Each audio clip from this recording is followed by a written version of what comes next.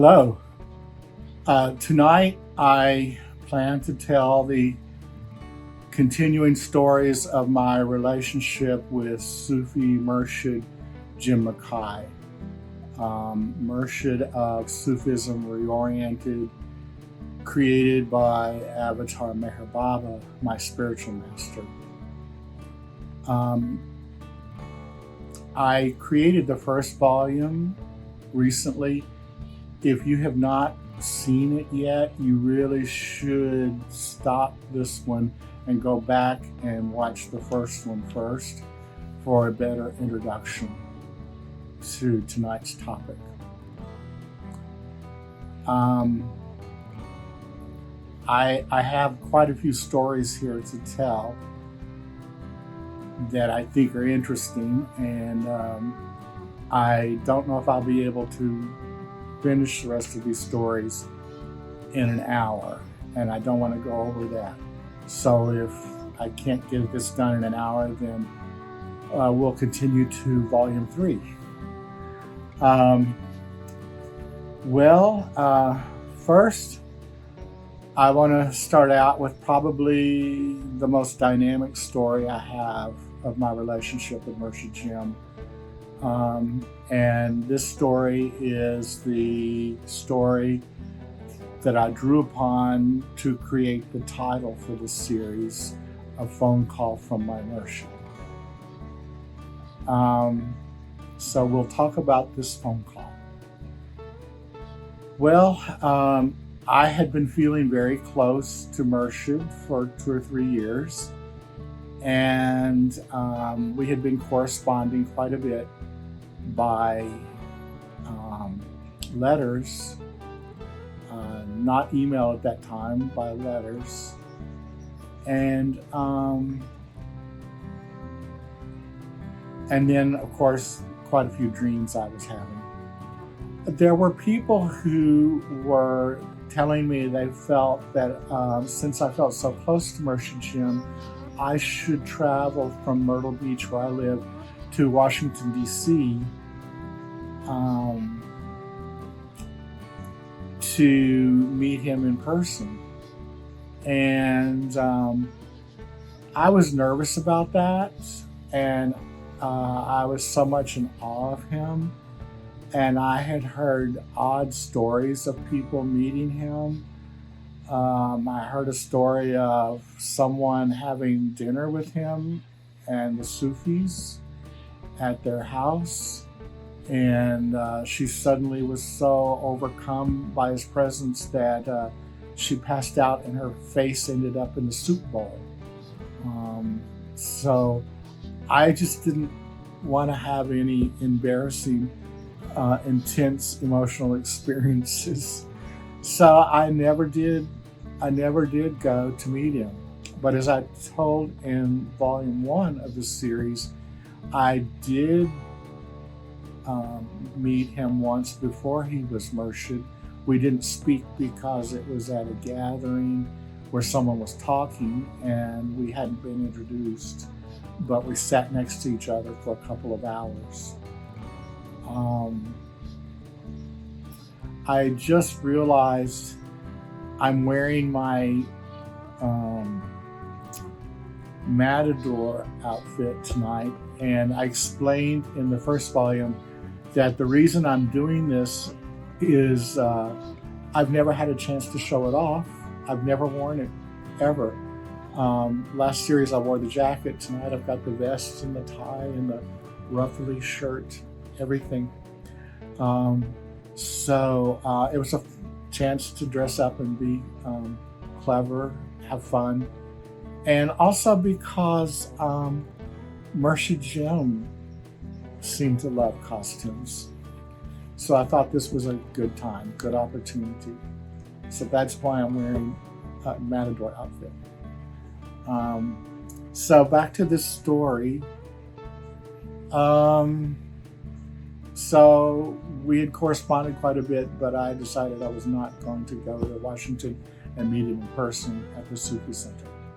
So he had told us in the videos that he knew the exact day on which he would pass away. He told us he could see numbers above people's heads that had the date of their passing written there, and he knew his. And I think that's an important part of the story, because this phone call he made to me was only about 2 months before he passed away. I think he passed away in the month of June, if I remember correctly. I may be getting confused because I think he was a Gemini born in June, but I think he passed away in June. And this phone call, my vague memory is that maybe it was in April. So that is impressive to me, that he made the effort and thought of calling me, knowing that he wouldn't be in the physical body much longer. So I want to back up 1 or 2 days before the phone call came. I was in love with a guy at this time named Cody that I had met on the internet, and he was a postman here in Myrtle Beach. And we flirted quite a bit in a gay chat room. I eventually met him. I was very much in love with him. He was so sweet and charming and kind when we were dating. And I came from a background of being very sweet and innocent about relationships and easily falling in love. But I learned after a while that Cody could be extremely cynical. And he was a Scorpio, and he exhibited quite a bit of the lower personality traits of a Scorpio, in that he could be extremely cruel. So I fell in love very quickly. He was treating me extremely sweetly and kind. And once I fell in love, something flipped on him. Maybe I scared him. I might be a romance addict. I may have been at that time. Maybe he was overwhelmed, but he started being extremely hateful to me. So sometimes he wouldn't speak to me for several months. And then all of a sudden he would be sweet again and we'd be dating again. Also, it's embarrassing to say, but I became very obsessed with him. I've studied astrology, and I've noticed among the Scorpios that I've known that many Scorpio men create an intense vacuum that draws lovers to them. And they pretend they don't know they're doing it. Maybe some are unconscious of it. And women and gay men become obsessed with them. And they continue to increase the energy and the vacuum drawing that obsession. That would be one of the lower manifestations of Scorpio. And then female Scorpios, instead of being the one magnetically pulling, what I've seen them do is that they play the role of being obsessed with the male. So the male creates and builds and inflames obsession in the other person, and the female creates that in herself. It's been my observation. So I was sure enough obsessed with him. It just so happens that at that time I had a very close lady friend who I mentioned in volume 1 of this series, who was working with me, and she was in the exact same type of relationship with her lover. he was, it was identical. She was obsessed on him. He was creating this obsession in her, and he would be very sweet to her for a while, and then he would be hateful, really cruel, and avoid her for months. So, plus she had been a psychologist. And so she and I chatted about our love affairs at work, and it evolved that she and I were living these love affairs with our distant lovers through each other by talking about it.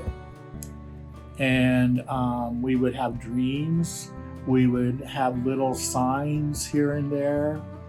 And we fed on those, because sometimes we would go for months without any physical contact or any telephone communication. And it's amazing, but there was a lot going on when there was no physical contact. There were dreams, there were amazing little coincidences in the universe.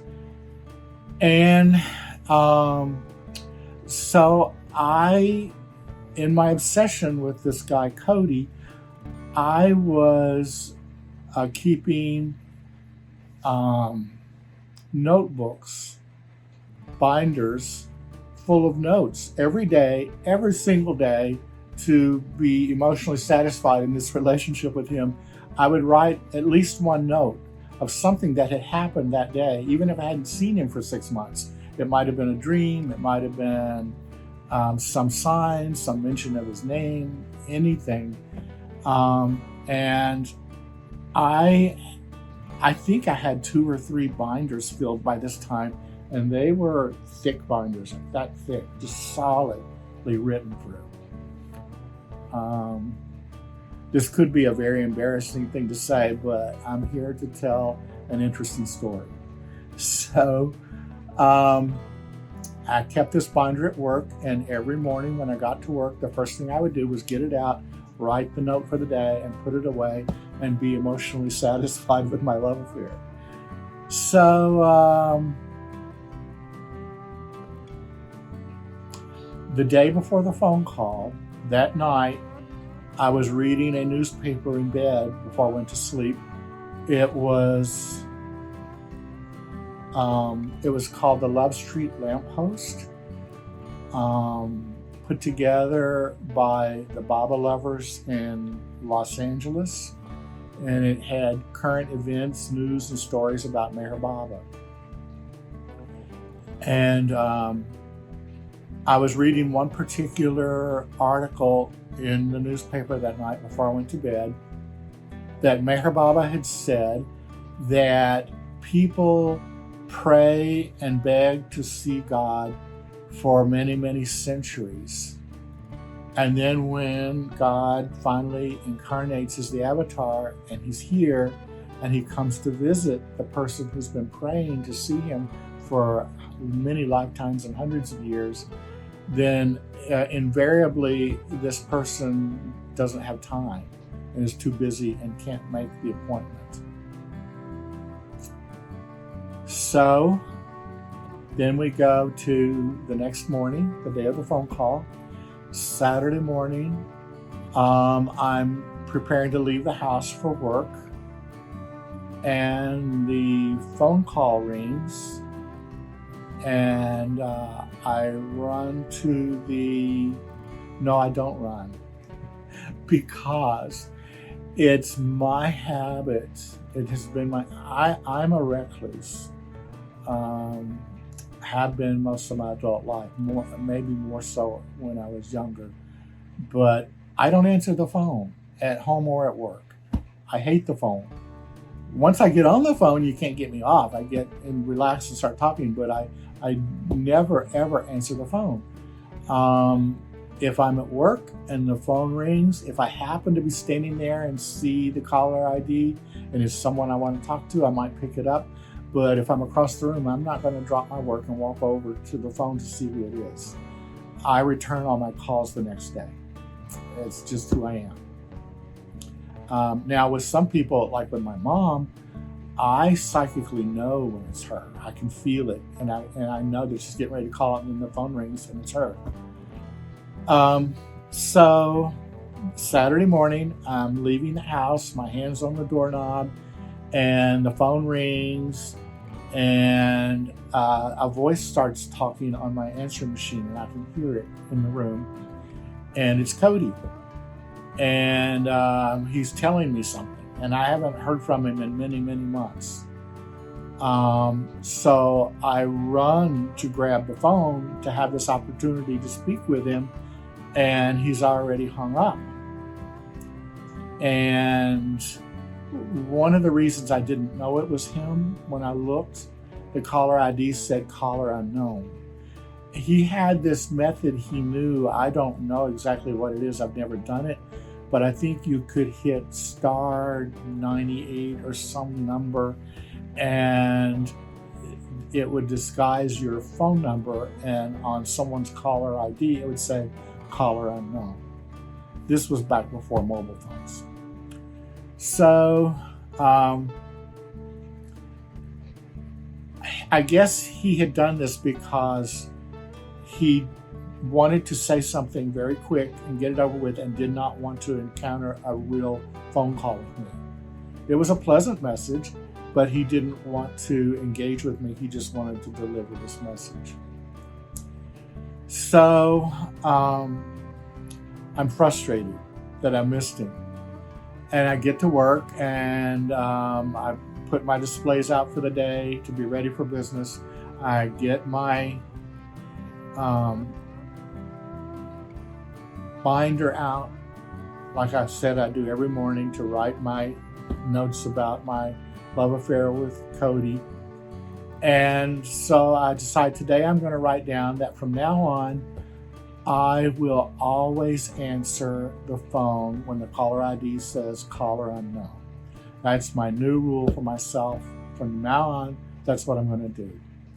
Mostly, maybe it was just to have something to write in the binder that day. So I made that promise to myself. And from now on, I will answer unknown caller, caller unknown. And I closed the binder and put it away. And immediately, 3 couples walked in the door. They were very heavy-set people, and they weren't like locals, and they weren't like tourists. They weren't like any people I had ever seen. They looked very foreign. And they were big, male and female married couples. And the women were wearing fur coats. I haven't seen any women wear fur coats since going to church when I was a child in the 1960s, maybe. These women all had big, expensive fur coats and huge, massive diamonds, big diamond rings and big diamonds everywhere, all kinds of big, big diamonds, and gold everywhere, very, very gaudy. And the men had diamond pins in their neckties and big diamond rings. They all had diamonds, and they were wearing overcoats and dress hats. Men in Myrtle Beach, South Carolina don't wear dress hats. They looked almost European, like from 50 or 60 or 100 years ago. And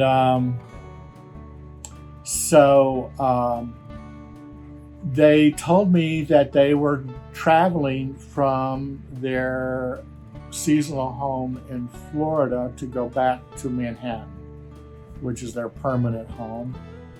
And they told me that they own the waste disposal concession for the city of New York City. I think it's a concession that they pay for or rent, pay some kind of fee, and they're allowed by the city to be the only ones allowed to deal with waste disposal, garbage dumps. And they told me they had something like 17 or 18 of these dumps. And they loved my signs, my sign out front, the sign shop. They loved my displays, especially they liked the gold. And they wanted to beautify the front of their garbage dumps. So they wanted really, really, really big hand-carved signs with lots of gold all over it. These were gaudy people, and they wanted gaudy signs. And I'm thinking, all that big heap of garbage dump back behind this sign, no matter how big and beautiful and magnificent the sign is, it's still going to be a nasty, ugly garbage dump. You can't disguise it. It's kind of like they were trying to disguise their piggy selves with all their jewelry and makeup and fur coats. But that was their plan, and I told them my prices, and they go, "Oh my gosh, you're so inexpensive, you're so cheap, you're so much less expensive than shops in Manhattan." I never hear anyone say that. In Myrtle Beach, they scream about my prices like I'm skinning pigs, especially the wealthy people. Oh my God, the prices, oh my God, the prices. But these people are saying, your prices are so low. No one in New York is this inexpensive. We just can't believe you can do this. And we want this huge, huge, huge sign and all this gold on it. And we need 17 or 18 of them. And so I figure up the price for them. And it comes to be, the total figure was about $500,000. I never have ever made anything like that kind of money. Before the economic crash of 2007 and 08, I could do about $250,000 a year with a whole year's worth of work and hundreds of customers and 10 employees. Since that time, the economy has been so bad for what I offer. What I offer is a luxury that people can live without. So since 08, especially through the Obama years and even through Trump years, I never could make more than about $90,000 in a year. And I've raised my prices and still can't get above that figure. It's just not like it used to be.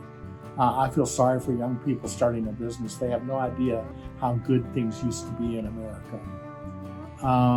You could plant any seed and it would grow. After that recession, I don't care what you do, it's not going to grow. No matter what seed you plant, it's going to die.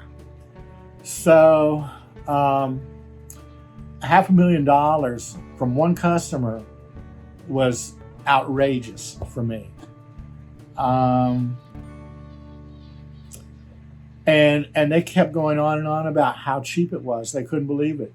So one man got his checkbook out and he wrote a check for half, about $250,000. He wrote the 50% deposit on a check. And he was handing the check to me and the phone rang. And I glance over at the caller ID, it's right there on my desk, and it says caller unknown. And just a few minutes before, I had written in my diary that from now on, I'm going to answer caller unknown, because it might be Cody, but mainly because I had just made that promise to myself, and that's the kind of guy I am. When I make a promise, I'm aware that God's involved, and I take it seriously, regardless of whether it had been Cody or not. So I said, can you wait just a minute? I have to answer this call. I pick up the phone, and there's a male voice on the line that I didn't recognize, and he had a very stern tone, and he said, is this Steve Jameson? I said, yes. And he said, MURSHID Mackay would like to speak to you. And I was shocked. I never, ever, ever expected MURSHID Mackay to call me at my sign shop. I never expected that.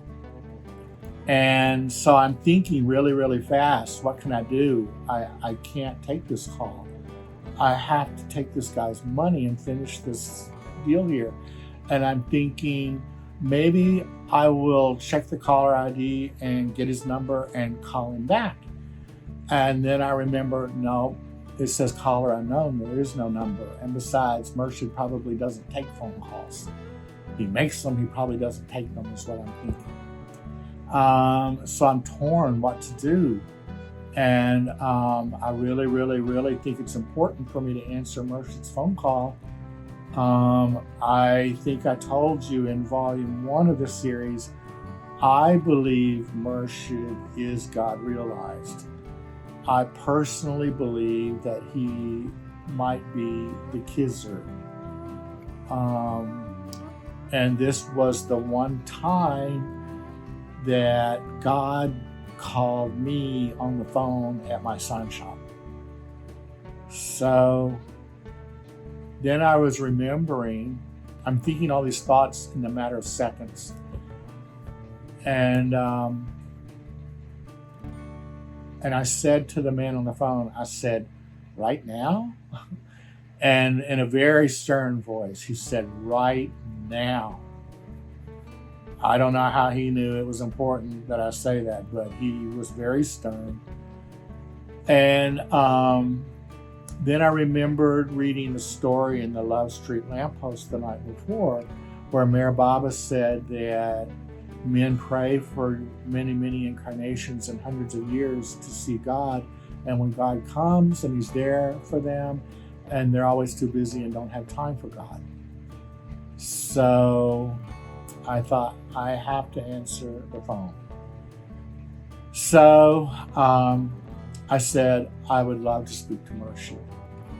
And at that time, to be able to talk and work at the same time, I had a headset.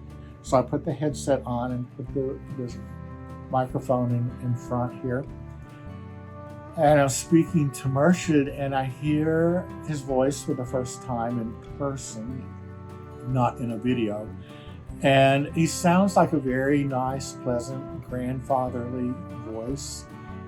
And he said, I just wanted to hear the sound of your voice. And I thought that was a very, very kind, sweet, loving thing, an intimate thing for him to say.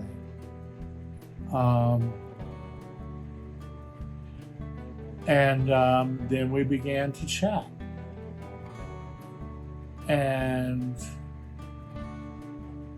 I can't remember most of the phone call. I can remember 3 or 4 points. But most of it I don't remember, and I have no recording of it. Somehow I forgot about my client standing there in front of my desk. And I was so absorbed in the phone call that I started meandering away from the office and out the back door of my shop, leaving them standing there alone with no one to tend to the customers. And I didn't know I was doing that. I was only focused on the phone call.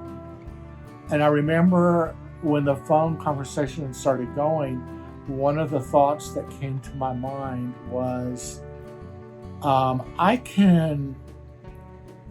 was very shy when I was young, but I can dominate a conversation these days too easily. And sometimes it's a nervous thing, and to make up for nervousness, but and my mind thinks really fast, and I think of many ideas and things I want to say, and I have to really try hard not to dominate a conversation.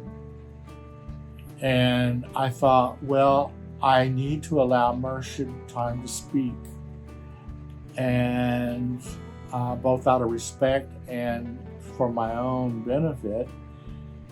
But at the same time, I thought I need to be entertaining. So it popped in my mind that I need to do this conversation like a tennis match. And the ball is bouncing from his side of the court to my side of the court, pleasantly back and forth. And I thought that's the way I need to do this conversation. I was caught off guard. It was like meeting a very, very, very important person in your life, whoever you consider important, and you didn't expect it, and suddenly you need to think, what would I love to say to this person in my one chance? So,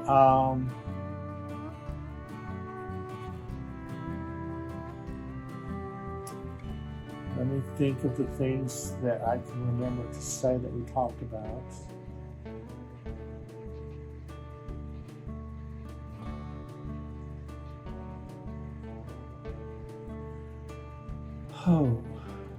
One of the things we talked about was that I was working on a children's book with an author, and I was doing the illustrations, and this author wanted the Sufis to publish this book. I didn't want the Sufis to publish it because I wanted this book to reach millions of people around the world. I thought if the Sufis published it, it might only reach the Meher Baba community. It might only reach the Sufi community. It may not even make it to the Meher Baba community at large. I really feel this book needs to be for the whole world, and we need a bigger publishing house to do this. So MURSHID told me, first he said it was the most beautiful book he had ever seen. I did a mock-up of exactly the size and shape and color, all full color, every page exactly like the real book would look. I made one copy for me to keep, one for the author, and one for MURSHID to review, since the author wanted MURSHID to consider this. So he said it's the most beautiful book I've ever seen. Well, I thought maybe he says that to everyone about everything they create, the most beautiful song, the most beautiful anything. I take that with a grain of salt. It's a nice compliment. Later, I found out why it was more than an everyday compliment.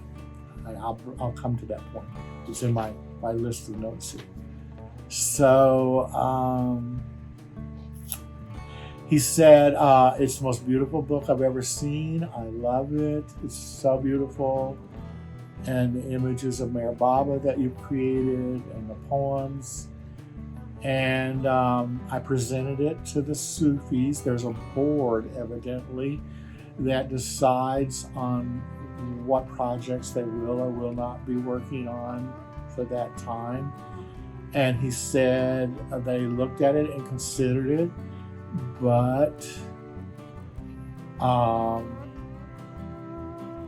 just remembered a really important story I should have told before this. We'll back up in a minute.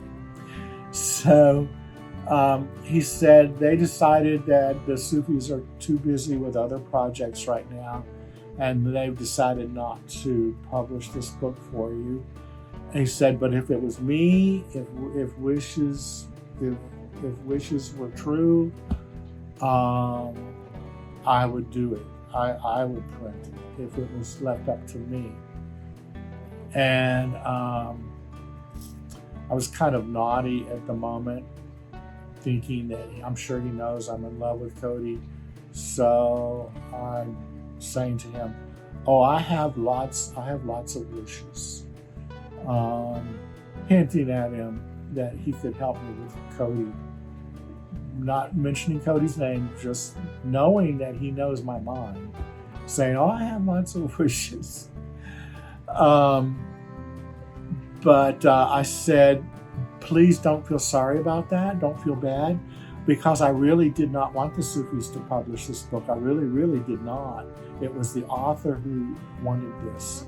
I want a mainstream publisher. And I think he gave one word of advice. He said, well,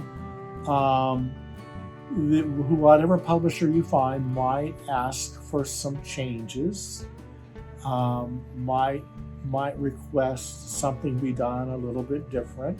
You may have to do. Sure enough, when I did eventually find a publisher, we took Meher Baba's image out of the book and we put in images of God's hands with children playing in God's hands. And the book did get published in that format. So I still intend someday to self-publish the original version of Baba's image for the Mayor Baba community. In fact, it's going to be called Daddy God Visits the Earth, and it will have Mayor Baba's image and probably not use Mayor Baba's name, so that it could be marketable and digestible for the public at large who don't understand Mayor Baba. So,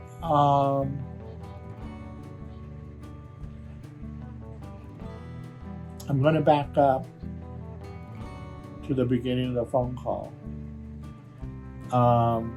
After he made the comment that he just wanted to hear the sound of my voice, the very next thing he said was,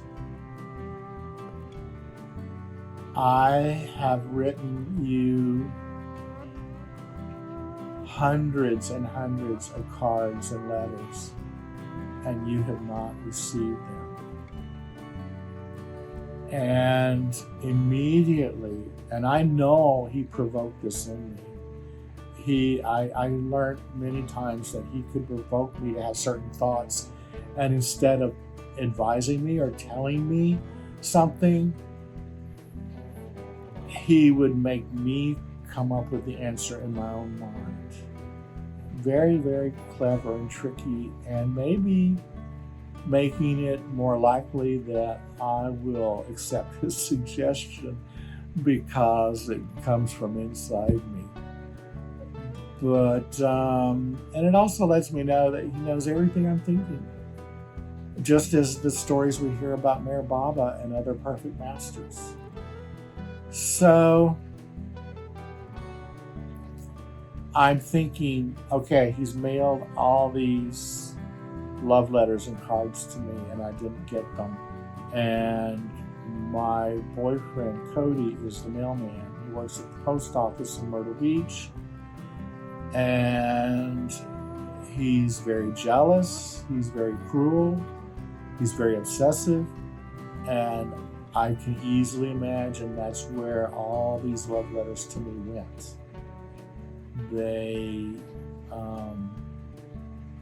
He stole them and took them home, my letters from MURSHID.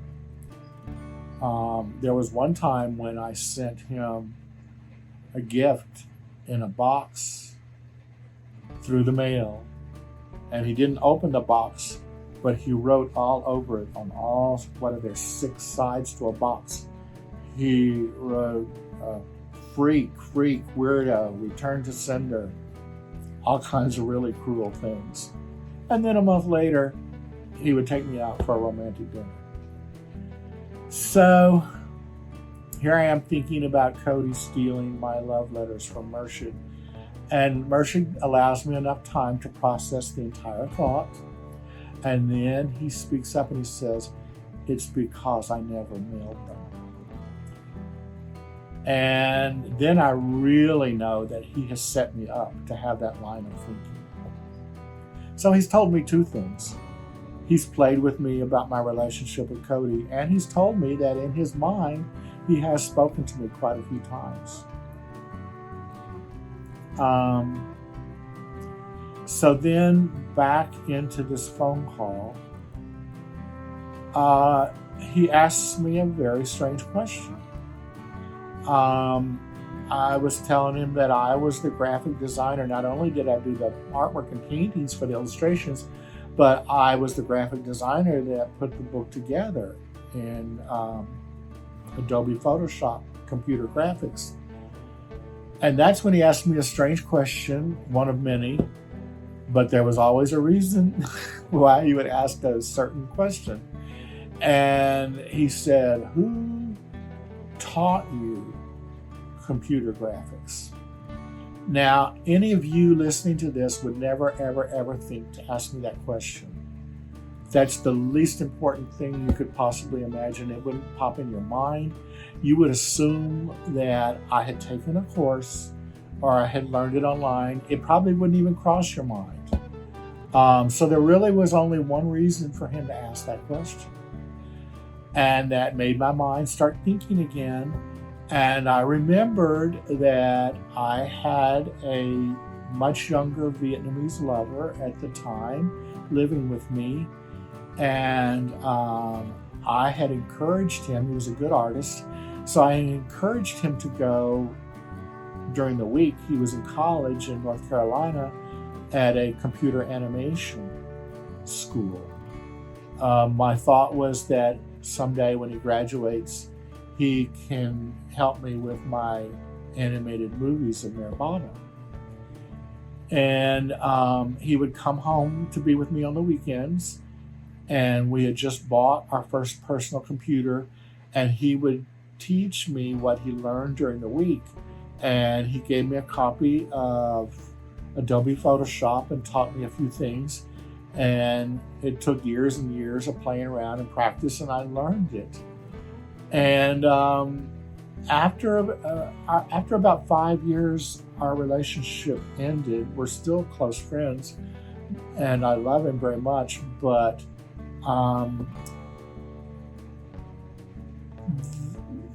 neither of us was what the other was really looking for in a romantic relationship, even though we loved each other very much, and still do.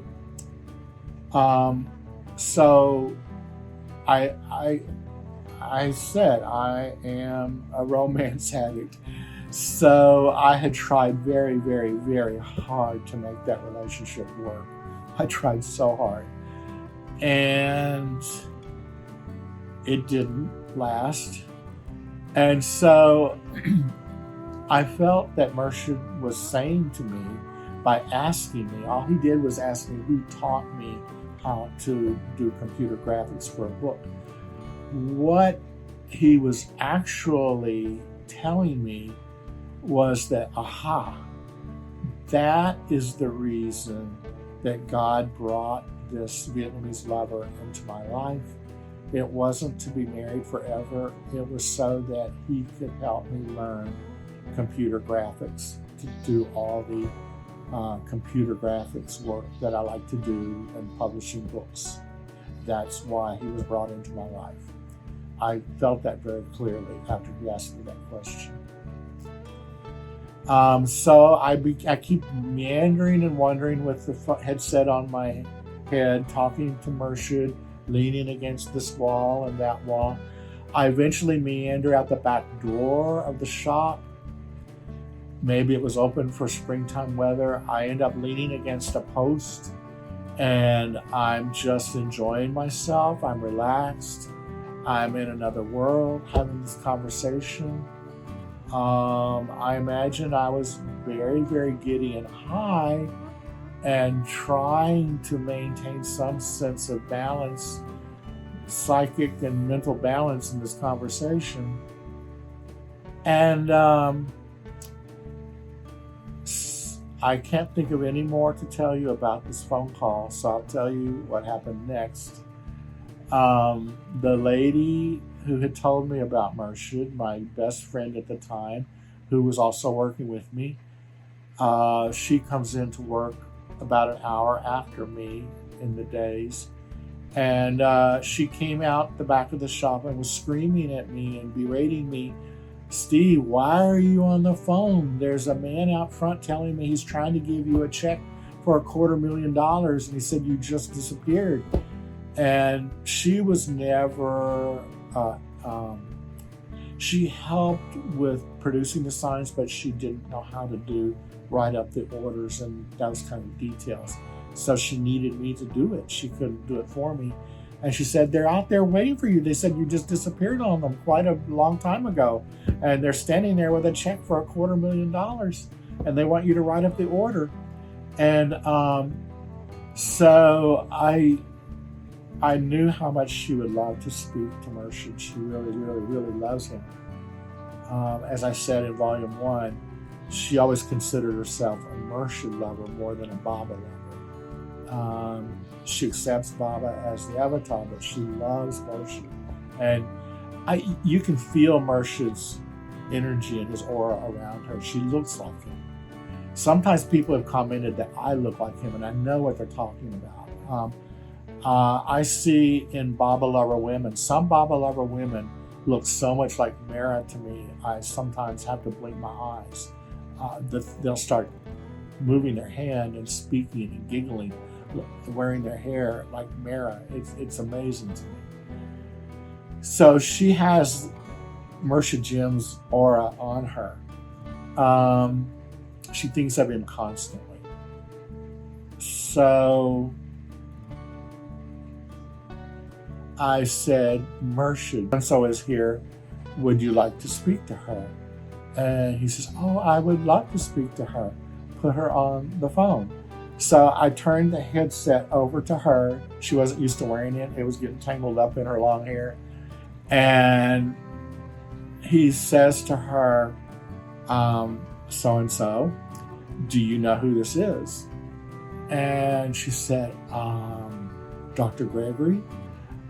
Dr. Gregory is a world-famous psychic healer living in Boca Raton, Florida. He's amazing. BBC television calls him Dr. X-Ray. The stories I could tell you of how psychic he is, how he can see your body and read the energy, it's amazing. I actually went and studied with him. I'm one of his most advanced students, but I'm the only one of his students that doesn't use energy healing as my career. I can't do everything in one lifetime. I've chosen to be an artist now, but I was curious how this stuff worked. So I enjoyed his classes and got to be good friends with him and for health reasons. And I wonder if maybe he's on the planes of consciousness. He knows a lot of secrets of the universe somehow. Doesn't seem to be aware of who Mayor Baba is. But Baba told us that there are many, many high-level saints on earth when Baba was here that have no awareness that he's on the planet.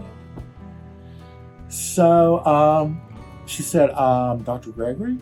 And MURSHID said, that's close.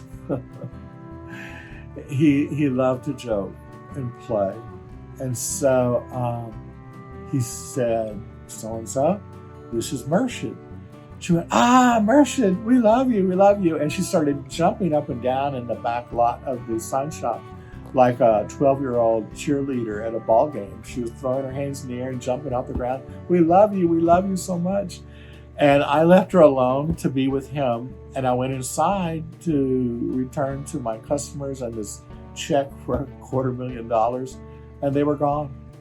They were totally gone. I never saw or heard from them again. And I've told this story to several people, especially people in the Baba community. And one reaction I get from many of them, this is one of the frustrations I have with some of the people in the Baba community or in any religious or spiritual community, is that they sometimes get to be so, what is the word?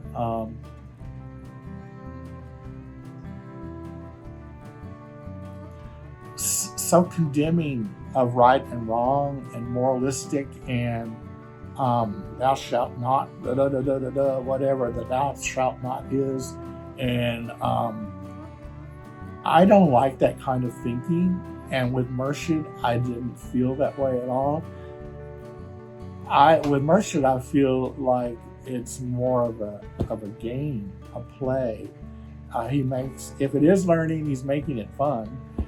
So these people invariably would say, people in the Baba community, oh, he saved you from being involved with those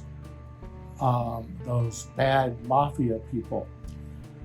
And there's a part of the story, a really important part of the story I forgot to tell you.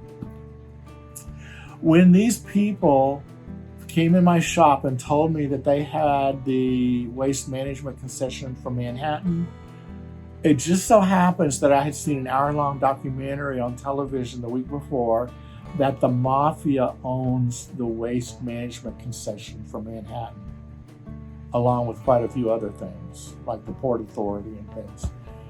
So I knew immediately these were mafia bosses.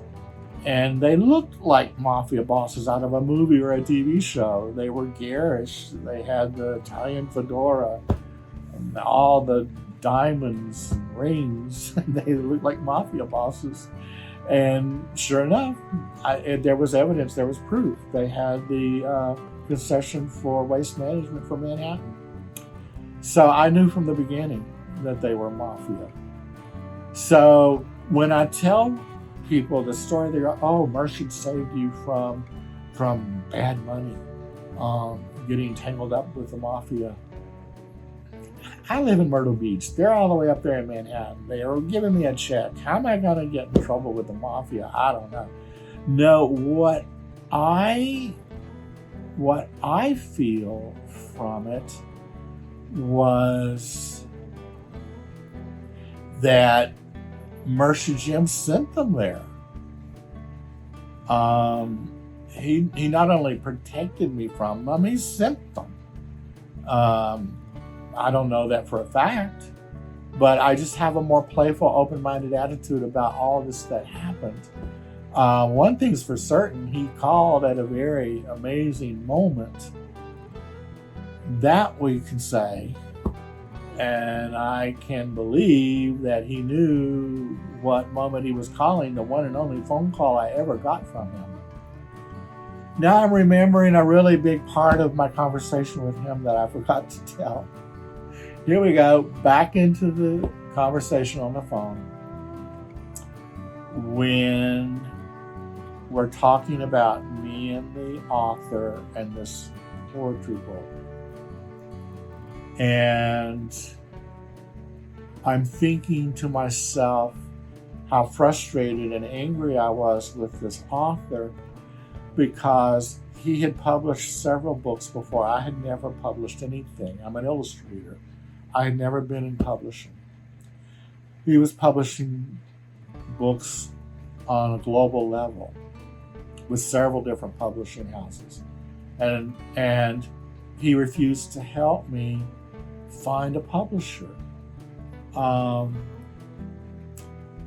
He put it in my hands to find a publisher, and that was really hard work for me. I didn't know where to start. I did a good job of it, and I got the job done, and I'm proud of myself. But at that time, it had not gotten done yet, and I was frustrated with him and angry and having a lot of bad thoughts about him. And these are going through my mind, and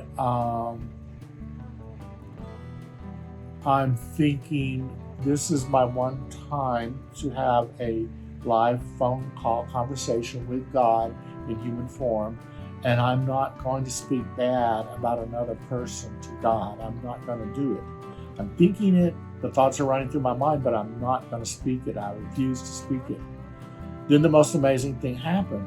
I told you his voice was like a very gentle, kind old grandfather. All of a sudden, his demeanor changed and his voice started to roar. And he was like he was violently angry. And he started yelling over the phone, "I'm the one who helped this poet find publishers. I'm the one that got him started.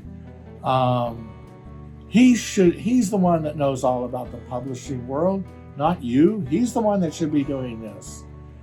He just kept going on and on. All the thoughts that I was thinking, he was saying. To this day, I still don't know if he really thought that's what should be going on, that's what that guy should be doing, or if he was just letting me know that he was reading my thoughts. I don't know. So I think we've told everything about what happened in that phone conversation. I'm sorry I had to back up so many times. So one more funny thing to add to that is this. And I can see by the clock we've been talking for 54 minutes already. So I am going to have to finish this, wrap it up, quickly here because I don't want to tire people out and go over an hour. And I have pages of more stories. So there'll be at least a third volume, maybe 4, who knows. So that one last story I can think of about that phone call. Well, to begin with, the rest of that day, when she got to work and accidentally, or maybe not accidentally, another Baba lover from out of the country walked into the shop to discuss animation. He's an artist. There was such an incredible euphoric feeling of MURSHID's presence in the shop. It was one of the most giddy, high, exhilarating days of my life for all three of us. We were floating. We were like walking 3 feet off the ground. I couldn't believe it happened. We were so full of enthusiasm and energy. It was a very miraculous day. And then to think that he passed away from the physical body only 2 months later. And so when he called me, he knew that was his last chance. But the one other thing I wanted to add was I told my mom this story, called her in Kentucky over the phone and told her the whole story. And my mom said, "You mean to tell me that you gave up $500,000 for some damn MURSHID?" And my mom is one who has always been frustrated that as an artist, I don't make a better income like the rest of my brothers and sisters. She's always wished that I could have a more comfortable life with bills paid on time. And so it's really funny that she had an opportunity to have that reaction to this phone call from MURSHID. So I think we're at a stopping point here. I thought we were going to get a lot further. I'm good at digressing and backing up. We will meet again and at least have one more volume to this series of my relationship with MURSHID Jim. It looks like I'm going to have to get dressed up in my, see the little vest? My, what do we call this? Matador costume again. All right, I hope you enjoyed it. Thank you very much for listening. Now I'm going to edit this video, add photographs and things and music, and release it for you guys. And I'll be back later. Bye-bye. Thank you. Tonight's featured painting is Meher Baba at the cocktail party. Here you can see him playing drums at a mid-century contemporary modern house, something like you would see at Palm Springs, hanging out with movie stars from the 50s and 60s, and of course my favorite, James Bond. The original painting here is being held in reserve to be shown at the planned Daddy God Art Museum, but prints of this painting and all my work can be seen on my website at daddygodstudio.com. Prints are available in a wide range of sizes and prices at daddygodstudio.com. Hello, my name is Steve Jameson. The brush and pen name of Woden I use for my paintings and stories of my spiritual master, Meher Baba. I hope you enjoyed the video presentation. I plan to create many, many more, so come back from time to time to hear more true life stories of Meher Baba. I also plan to interview others who have had personal Baba experiences and people who follow other spiritual masters such as Jesus, Muhammad, and Buddha. I would like to take this time to give you more information on my work. I have a website entitled daddygodartstudio.com. On this website, you can find art prints of my Meher Baba paintings in a very wide range of sizes and prices. There are greeting cards available, and my short story books and art books can be purchased there. I also want to tell you about the planned Daddy God Art Museum. I'm very excited about this project. My main and biggest project for the rest of my life is to build this Daddy God Art Museum to house all my paintings of Meher Baba after I pass on. Here I want to show you some architectural renderings of the planned museum. You can see the main entrance hall that will greet visitors when they first arrive. Here is the art studio where I can paint, edit videos, work on book publishing, and my staff of animators can create. Here is the main common area, a living room-like area, the upper mezzanine with all the paintings of Meher Baba on the walls, the veranda where people can enjoy the outdoors, kitchen and dining area. The architectural plan is for a traditional South Carolina low-country style of a large home that will house the paintings and can be used for public gatherings and possibly even overnight stays. You see, I was an architect major in college. I love architecture, so I plan to enjoy many years designing and building this museum.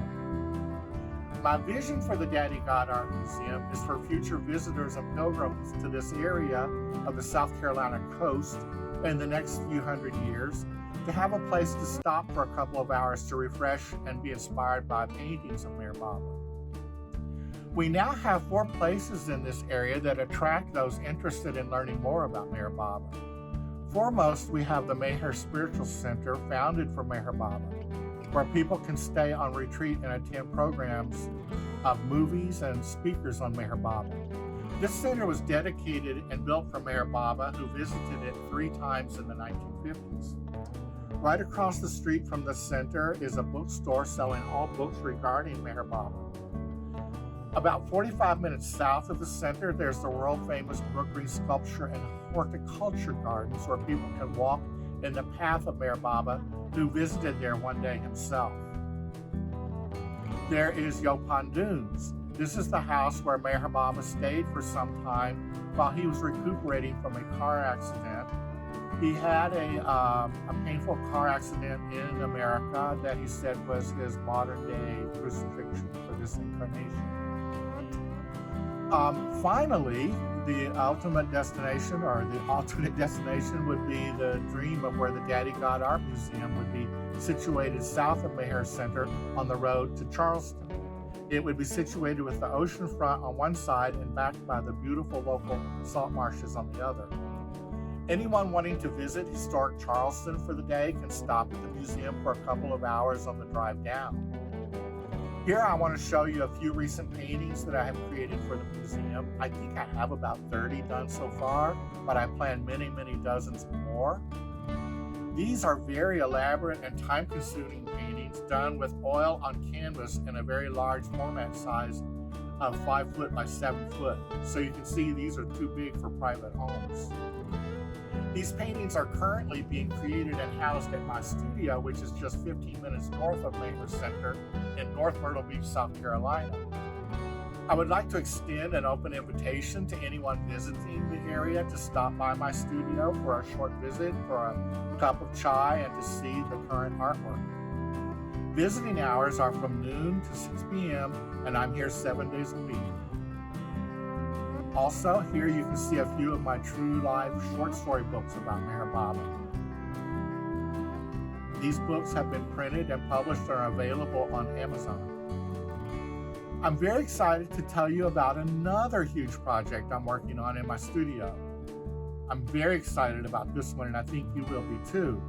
With the help of a few animators, I am working on full feature film-length Walt Disney-style animated movies of Meher Baba done in my Woden style of depicting his image.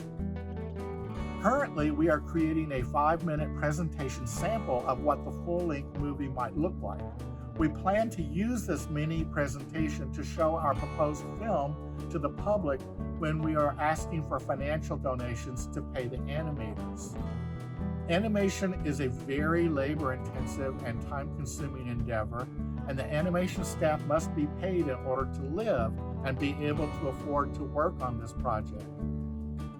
Finally, I would like to invite anyone who feels inclined to support the vision of the Daddy God Art Museum, as well as the animated movies, to donate financially. It will take a few $1 million in my estimation to build this museum as I envision it, and to finance its operation and maintenance for the next few hundred years. I would also like to suggest that people leave donations for the museum in their will. Information on how you can donate is provided in the section below this video. You can send donations now to my PayPal account, which is wodinart@aol.com. That's WODINART@AOL.com.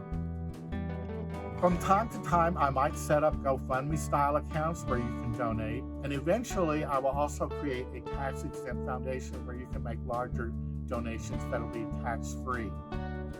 Thank you so much for watching this video. I apologize for the sound of all the motorcycles out here. It's Bike Week in Myrtle Beach, South Carolina, which happens every May and September, I think, and it gets very loud here then.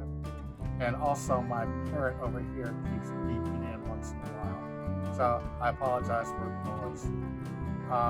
I hope you'll return in the future to see more videos that I intend to create telling more true life, real adventures with Maker Baba that the world is yet to hear.